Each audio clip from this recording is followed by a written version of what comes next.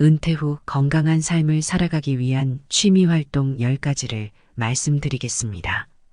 끝까지 들으시고 유익한 정보를 얻으셔서 주위의 친구분들과 공유하시기 바랍니다. 구독과 좋아요는 큰 힘이 됩니다. 대부분의 사람들은 그동안 직장 생활하느라 힘들었으니 은퇴 후에는 쉬면서 취미 활동이나 여행을 다닐 계획을 세웁니다. 은퇴 후에 몇 년은 해외여행도 취미 활동도 열심히 합니다. 그런데 얼마 지나지 않아서 시들해집니다.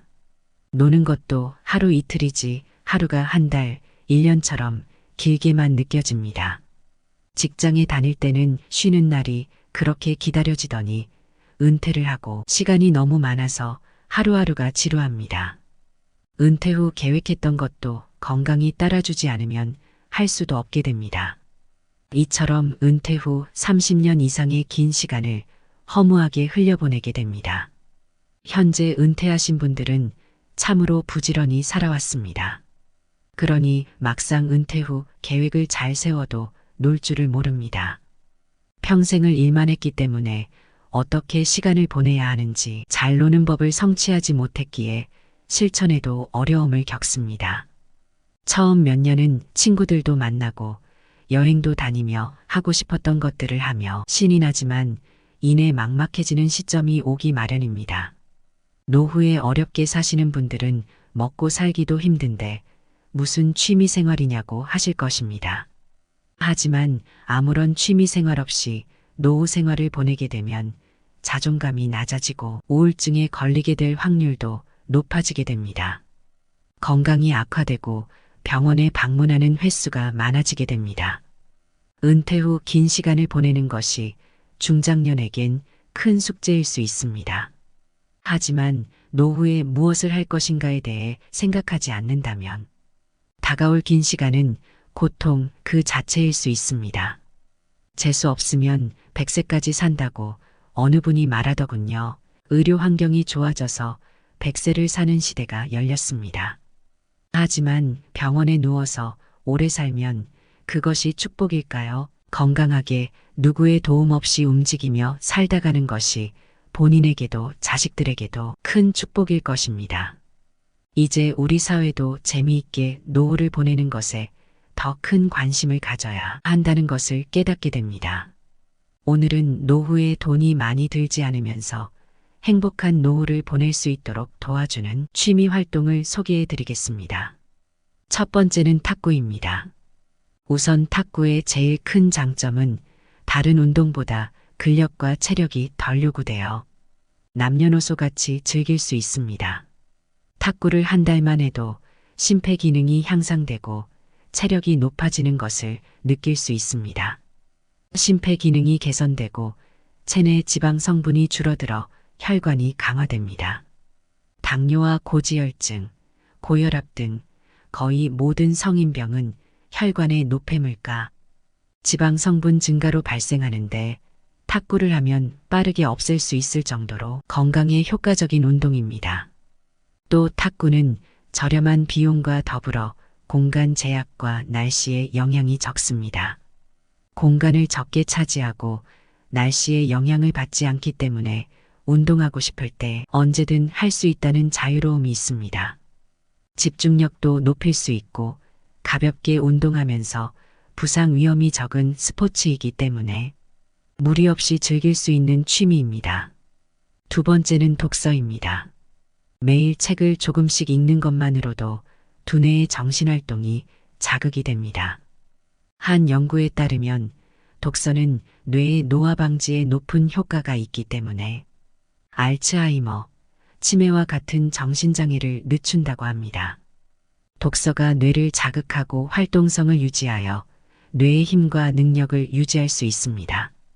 65세 이상, 노인 80% 이상이 취미생활로 TV 시청을 꼽았습니다. 평소 짧은 영상, 자극적인 영상 등 주변에 노출되어 있는 많은 것들이 우리의 집중력을 떨어뜨리고 게으르게 만듭니다. 하지만 독서를 하는 동안 집중력을 향상시킬 수 있습니다. 또 노후의 독서는 무언가에 몰두할 수 있는 정신적인 공간을 제공하면서 노년의 일상적인 걱정으로부터 덜어주는 역할을 합니다.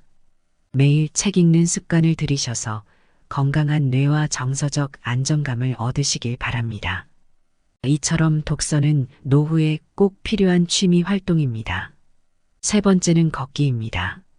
걷기는 노후 운동으로 가장 기본적이면서도 인기 있는 운동 중 하나입니다. 나쁜 콜레스테롤과 중성지방 수치를 떨어뜨려 심혈관계 질환 예방에 도움이 됩니다.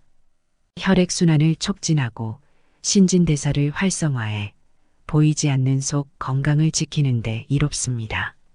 또 걷기는 수면 호르몬 분비를 촉진해 수면의 양과 질을 동시에 개선시킬 수 있으므로 평소 불면증이 있는 사람에게 효과적입니다. 우울증 완화에도 큰 도움이 되는데요.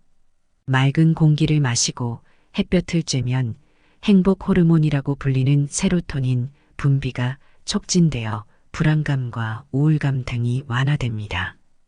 중년 여성들이 흔히 겪는 갱년기 증상 완화에도 큰 도움이 됩니다. 몸이 나빠지는 걸 막고 지금의 건강을 유지하는 데는 걷기만한 운동이 없습니다. 걷는 습관이 쌓이면 인생 후반에보다 건강한 모습으로 되돌려 받을 것입니다. 네 번째는 그림 그리기입니다. 어느 한 연구에서는 그림 그리기는 기분을 좋게 만드는 신경 전달 물질인 도파민을 증가시키고 스트레스 호르몬을 줄여준다고 합니다. 그림 그리기는 손의 신경을 자극하는 운동적 요소가 뇌를 자극하여 두뇌 운동에 좋습니다. 미국 알츠하이머 협회에서는 미술을 할 때 불안감이나 우울증이 완화된다고 합니다. 치매 환자 대부분은 그림을 그리기 시작하면서 증상이 좋아졌다고 합니다. 다섯 번째는 자전거 타기입니다. 50대에서 60대 분들께 추천드리는 취미입니다. 자전거 운동은 가장 대표적인 유산소 운동입니다. 허벅지와 종아리, 코어, 근육을 많이 사용하게 되는데요. 이 근육들은 신체를 이루는 가장 위대한 크기의 근육이라 칼로리 소모가 가장 크고 우리 몸의 균형을 담당하는 중요한 근육입니다. 나이가 들수록 근육의 손실이 많아지는 우리에게 자전거는 선택이 아닌 필수로 나이가 들수록 해야 하는 운동이라고 말하는 이유입니다. 조금은 아이러니한 부분이라고 생각하실 수도 있지만 자전거는 무릎 관절에 아주 좋은 운동입니다. 퇴행성 관절염과 연골의 손상으로부터 주변 인대를 강화할 수 있는 매우 효과적인 운동입니다. 삼성서울병원 교수는 하루 30분 이상, 일주일에 4회 이상 자전거를 타는 노인은 심장병이나 중풍을 최대 50% 이상 감소시키고 대장암 및 직장암도 40% 이상 감소시킨다고 밝혔습니다. 여섯 번째는 식물 키우기입니다. 실제로 반려식물을 키우면서 자연과의 접촉을 하게 되면 혈압을 낮추고 마음의 평온함을 증가시킨다고 합니다. 과학자들은 식물을 키우는 것만으로도 전반적인 뇌 건강의 기능을 향상시켜준다 합니다. 꽃과 향기로운 식물은 우리의 감각에 좋은 영향을 미치며 인테리어 소품으로도 활용되어 집에서 휴식하는 시간을 더욱 풍요롭게 만들어줍니다. 또 식물은 공기를 정화시켜 주어 건강과 깨끗한 환경에도 많은 영향을 줍니다. 나이와 상관없이 누구나 손쉽게 접근할 수 있는 취미이기 때문에 정적인 취미를 찾으시는 분들에게 제격입니다. 일곱 번째는 명상입니다. 연구에 따르면 명상은 스트레스에 아주 효과적인 치료법이라고 합니다. 스트레스는 신체에 미치는 영향이 어마어마한 만큼 부정적인 결과를 불러올 수 있습니다.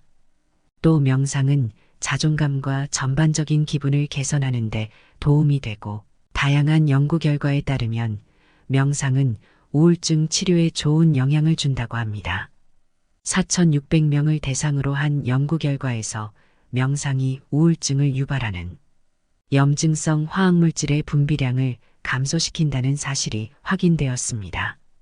기억력 개선에도 도움이 되는데 우리가 무언가를 더 잘 기억할 수 있게 하고 마음을 젊게 유지하도록 도와줍니다. 젊은 사람뿐만 아니라 나이가 든 사람에게도 적극 권장되는 취미 활동입니다. 8번째는 수영입니다. 수영의 가장 큰 장점은 우리 몸에 많은 근육을 효율적으로 사용한다는 것입니다. 물속에서 하는 운동이기 때문에 관절에 무리를 주지 않으면서도 평소에 잘 사용하지 않는 팔, 어깨 등의 근육을 사용합니다. 노인의 경우 기구를 사용하는 고강도 운동은 연골 손상으로 부상의 위험이 있지만 수영은 무중력 운동이라 안전한 운동입니다. 9번째는 사진 찍기입니다.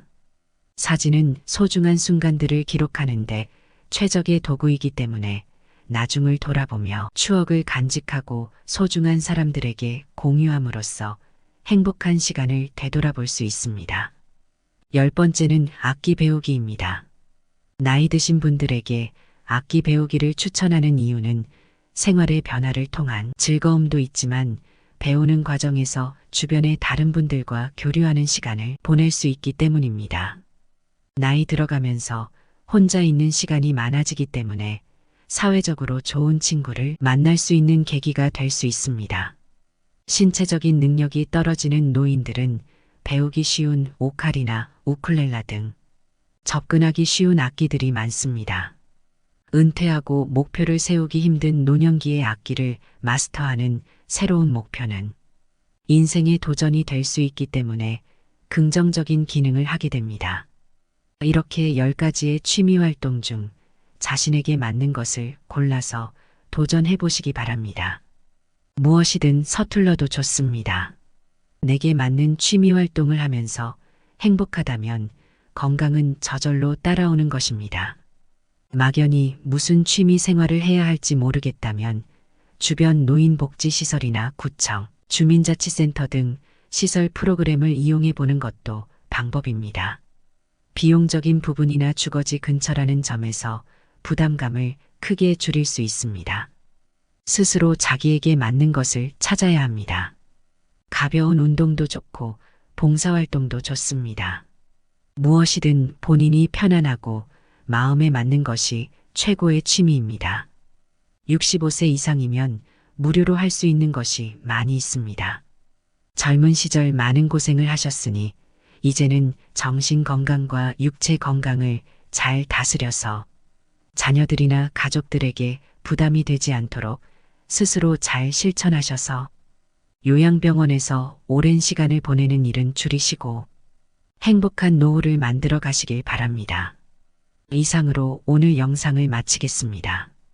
다음에 더 좋은 내용으로 찾아뵙겠습니다. 감사합니다.